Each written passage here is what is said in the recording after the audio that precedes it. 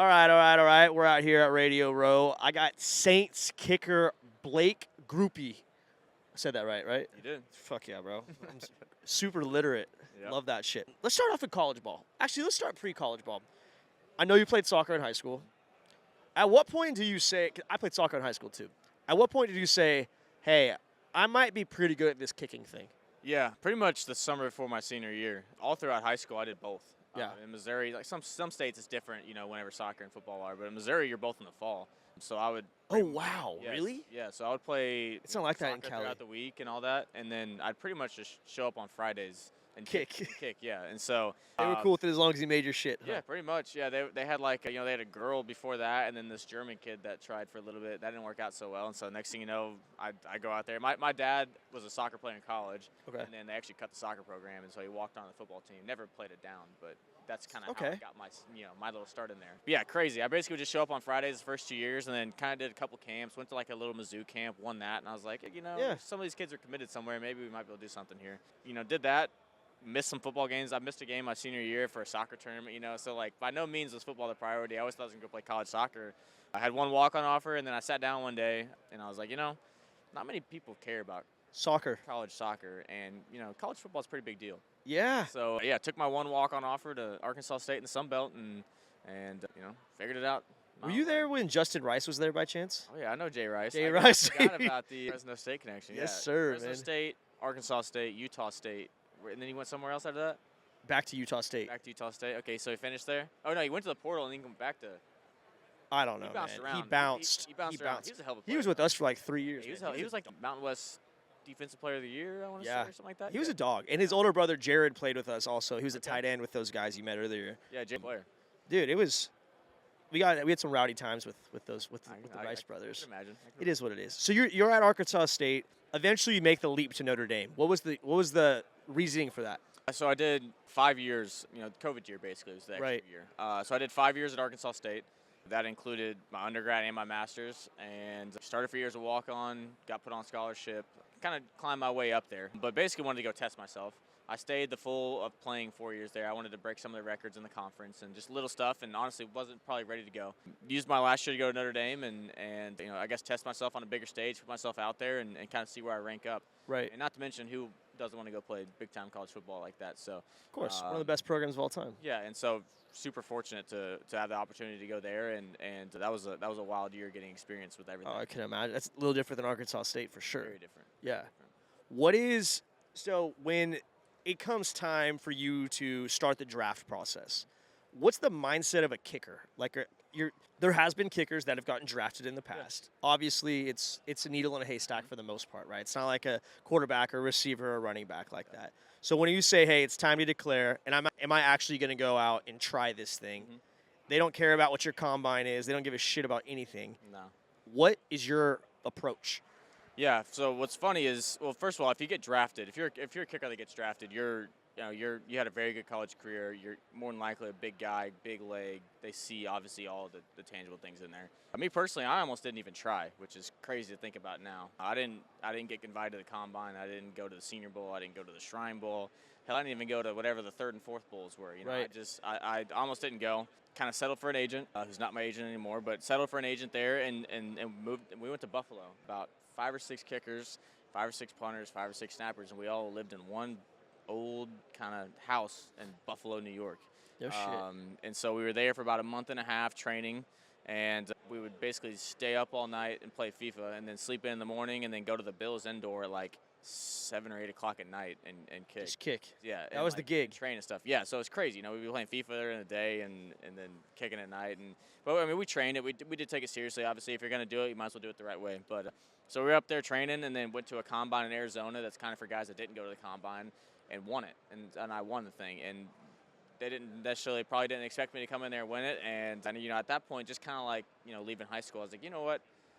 Maybe I'm trending up a little bit. Right. I was able to go and find a better agency, Mike, and my agent now. And so then kind of from that point on, I guess, is when I felt like my trajectory changed a little bit. That's when I went to the pro day, did well there. And really, at the end of the day, all you can do in that whole entire process leading up to that pre-draft stuff is to just do well enough to get yourself into a camp. Right. At the end of the day, once you're there, they could care less if you won the Lou Groza Award in college. They could care less if you're an All-American or, hell, if you're like a 70% guy. If your foot's in the door and you're on that field competing and their GM, that head coach, that coordinator's watching you, that's all the chance you could ask for. And so that's what we were chasing, and that's what I was able to find here in New Orleans. And it's crazy now to think that, we're building into year 3 now. That is, I mean, that's awesome to hear. It's just, like, really, at the end of the day, and obviously we'll get into this story, but nothing matters if you're a kicker besides making your kicks. Yeah, no one else gives a shit simple, about anything. But so complex. Yeah, you could care less. They could care less. What would you say? So how'd you end up on the Saints? So it was in between the Rams, Vikings, and Saints. Had one workout with the Rams. Had an interview with the Vikings. Had some little stuff here and there. But honestly, the Saints might have been third on my list because I just heard the least amount from them. Didn't expect it to come that way.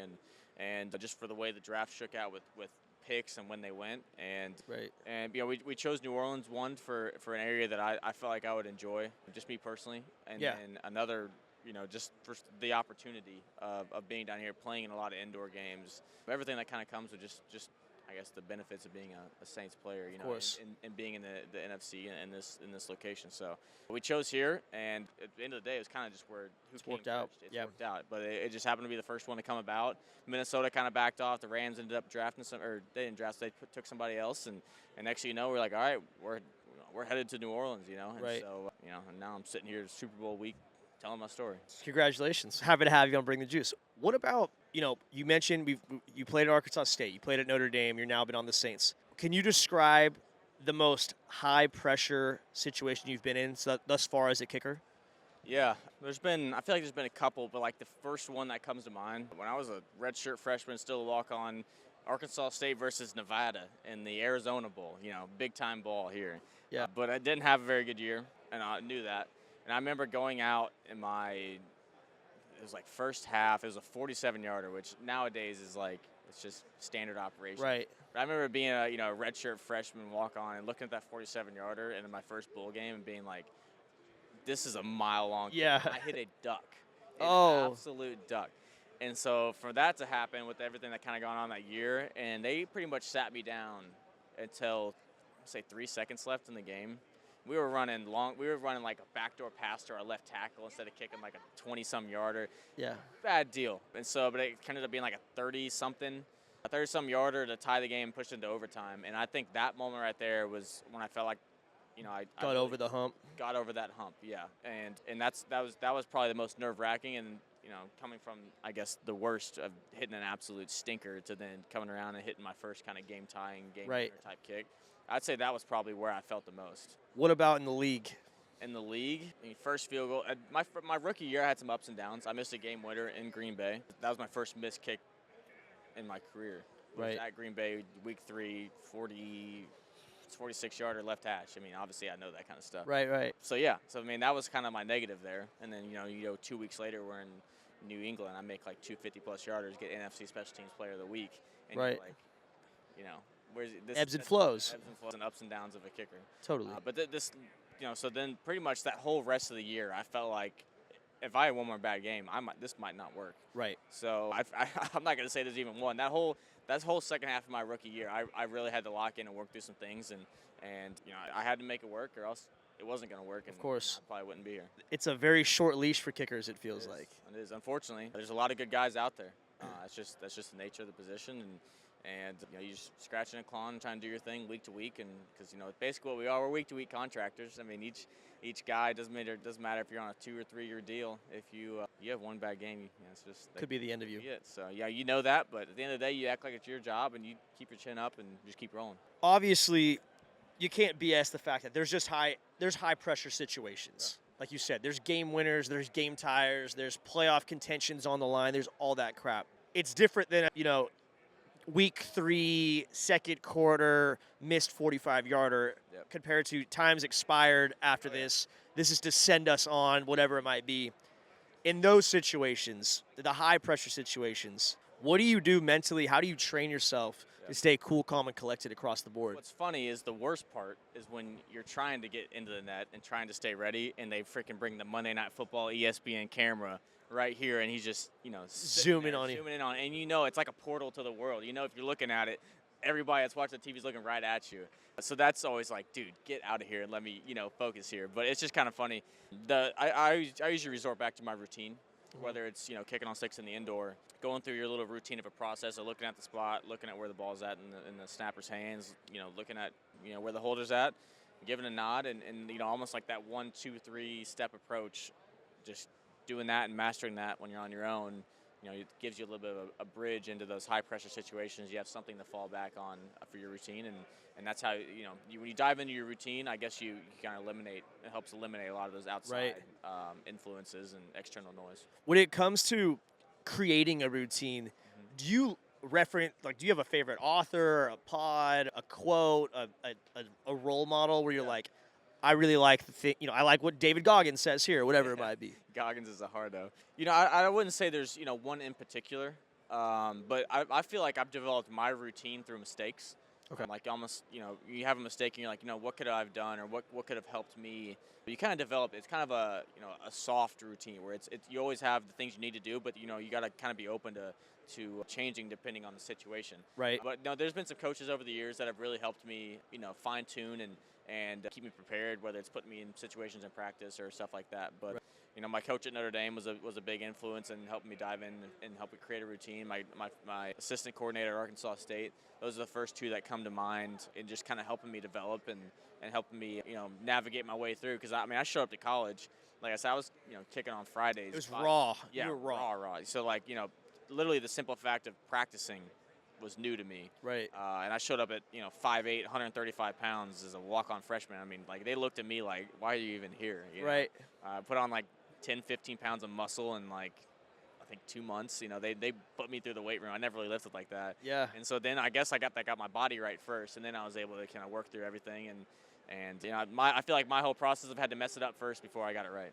I think that's a lot of things though. That is normal. So I heard there is a story where you weren't let into your own stadium pregame. Walk me through that. Well, I got in. Okay. But it was getting onto the field that was the problem. How'd it go down? So in college, you know this. You get off the bus, you're in your travel suit, you go walk the field, you go into your locker room, you get changed, and it's game time. Yeah. In the NFL, people wearing boxes on their head, wearing Halloween costumes, crazy stuff. And so being the preseason one of my rookie year, playing against the Chiefs, I got enough things to worry about, to be prepared. And so I walk in the stadium, and I'm like, all right, what's next? In college, I walk the fields, and I saw me just in some Lulu stuff, nothing crazy. I'm like, all right, let's go walk the field. So as I'm walking out the tunnel, I see, the guy in the big yellow jumpsuit. Yeah. And he's looking at me like, who the fuck's this guy? What is going on, And so I have headphones in. I'm trying to be a tough guy, and so I'm walking out there, getting ready. First NFL action. And he runs up, taps me on the shoulder. He's asking for my credentials, asking me how I'm out there, the whole deal. And I was like, I'm a player, and then just kind of walked off. But what's funny now is going into year 3, it's the same exact guy in the same exact place in the same exact tunnel we run out of every single week. His name's Lloyd. Yeah. So yeah, I can't make that up. And then for that game to go out the way it did, I hit a game winner. That was my first NFL field goal. It was in preseason, but first kick in the NFL was a game winner to beat the Chiefs in preseason. So take it. But still, we'll take it.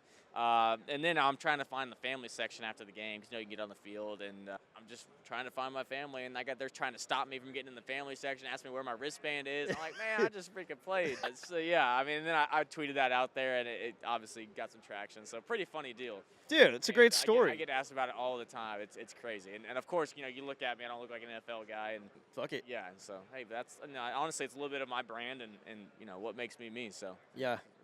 How have you embraced your personal image and your brand? I feel like you're about Yeah, that's kind of what we're doing, out here. I'm not sponsored by Old Spice or anything out here. I'm not getting paid to do anything. You'll get to bring the juice hat, don't worry. Yeah, now we're talking. But yeah, we're just bouncing around. I'm telling a little bit of my story, seeing guys. How I follow that guy on TikTok. That's the snapback guy.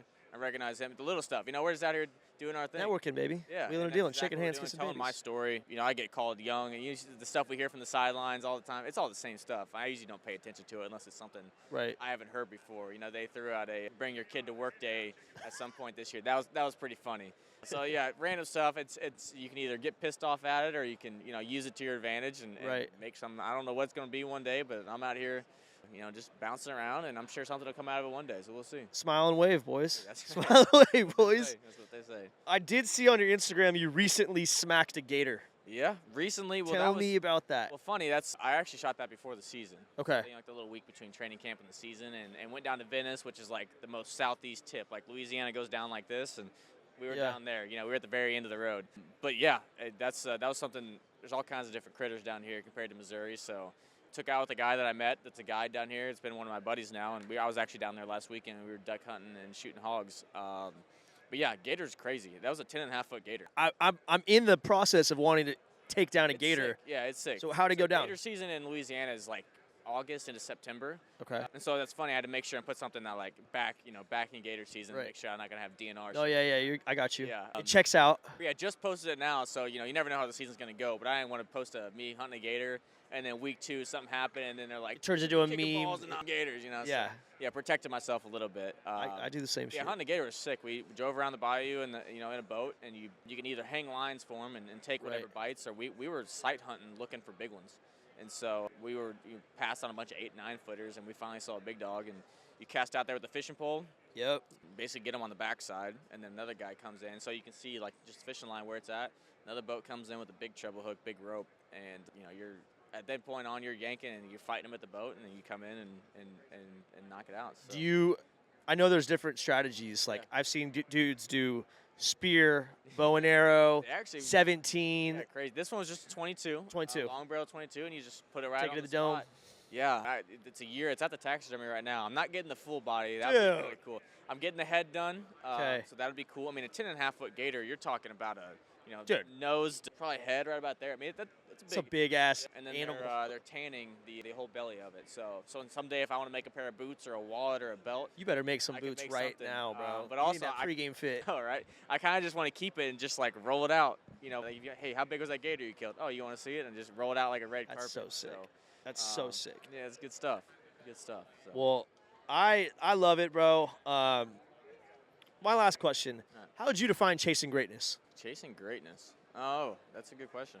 I mean, I would say greatness is just mastering, your craft, taking advantage of being put in the biggest situations. Right. As a kicker, you have to want to be that guy hitting the game winner in the Super Bowl. If you're scared of that moment, you ain't gonna make it. No. So I would say, chasing greatness is it's not by accident. No. You got to take care, and just like in a game week in the season, you got to take care of business, taking care of your body on Monday, Tuesday. You got to go into Wednesday on practice, making sure your form's feeling right, everything's feeling good, and then you got to be, mentally on Friday, Saturday, going into Sunday, you got to be ready to go out there and put yourself out there, because there's no hiding. No. When I go on the field, there's no hiding at all. You can't drop a pass and then hit the next one the next play. You miss a kick, you're on the sideline. They're letting you have it. So that's just how it goes. So chasing greatness, I feel like, is just taking care of every step of the way to give yourself even a chance at obtaining greatness. And then you got to get lucky enough for that opportunity to come. Right. And so there's been many games where I feel like I went out there and absolutely lit it up in warm-ups. I felt like, dude, they could put me out there for a 70-yarder today. And I got that in our bag. Confident guy in the world. And then, I have the opening kickoff. And so, sometimes you got to prepare yourself and be ready, like, red line, and you're ready to go at the start of the game, and then you just don't get the opportunity. Right.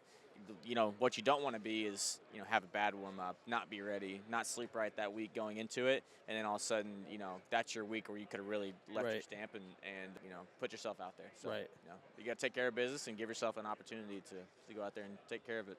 Blake, you're spoken like a true pro, bro. I appreciate your time. Make sure we'll collab with you on the gram, tag you and all this shit. Good luck this season. Yeah, Grab a hat. Yes, sir. Take care, bro. Thank you.